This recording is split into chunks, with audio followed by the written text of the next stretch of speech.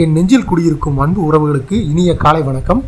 மார்கழி மாதத்துக்கு அப்படி என்னடா சிறப்பு அப்படின்னு எல்லாரும் ஆச்சரியமாக பார்க்குறாங்க. ஸோ அந்த சிறப்பு வாய்ந்தது எதுக்காக அப்படின்றத இந்த வீடியோவில் பார்க்கலாம். மார்கழி மாத வழிபாடு எதனால் சிறப்பு வாய்ந்தது? மார்கழி மாதம் என்றாலே அதிகாலை வேளையில் கோவிலுக்கு சென்று பஜனை பாடல்கள் பாடி இறைவனை வணங்குவது என்று எல்லோருக்கும் தெரிந்ததாகும்.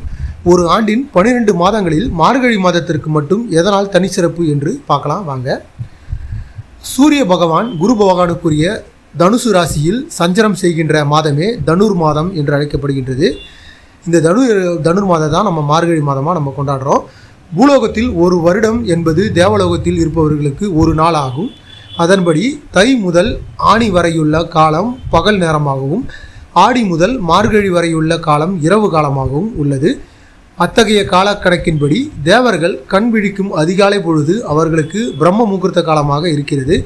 எனவேதான் மார்கழி மாதத்தை தேவர்களால் வர்ணிக்கக்கூடிய மாதமாக நம்ம சொல்கிறோம். தெய்வங்களை வழிபடும் மாதமாகவும் கருதுகிறோம்.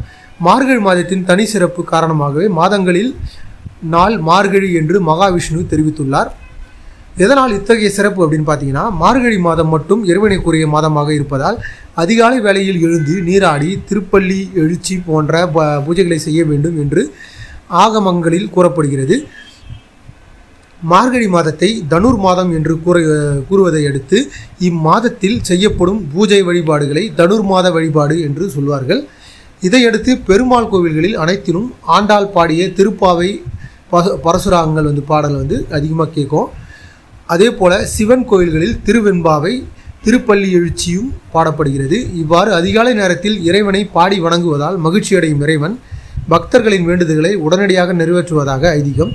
மேலும் மார்கழியில் இறைவனுக்கு முக்கியத்துவம் கொடுக்க வேண்டும் என்பதை வலியுறுத்தியே இம்மாதத்தில் எந்த மங்கள நிகழ்ச்சியும் நடத்தப்படுவதில்லை. அது மட்டுமல்லாது விஞ்ஞான ரீதியாக மார்கழி மாதத்தின் போது மட்டுமே ஓசோன் மண்டலம் பூமிக்கு மிக அருகில் வருகிறது.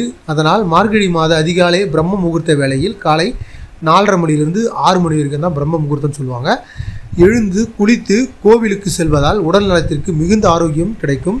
அதன் காரணமாகவே அதிகாலையில் எழுந்து பெண்கள் வாசலில் கோலமிட வேண்டும் என்றும் ஆண்கள் பஜனைக்கு செல்ல வேண்டும் என்றும் கூறினார்கள். மேலும் கோவிலுக்கு பிரகாரத்தை 7, 11, 21 என்ற எண்ணிக்கை முறையில் வலம் வருவதன் மூலமாக நல்ல நடைப்பயிற்சி கிடைத்ததை போன்றிருக்கும் என்பதால் இறைவன் வணங்கிய பிறகு கோவிலை வலம் வர வேண்டும் என்றார்கள்.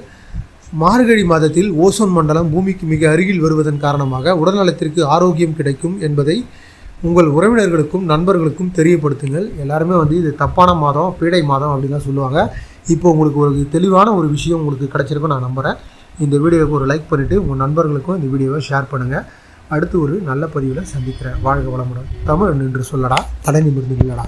மகிழ்ச்சி.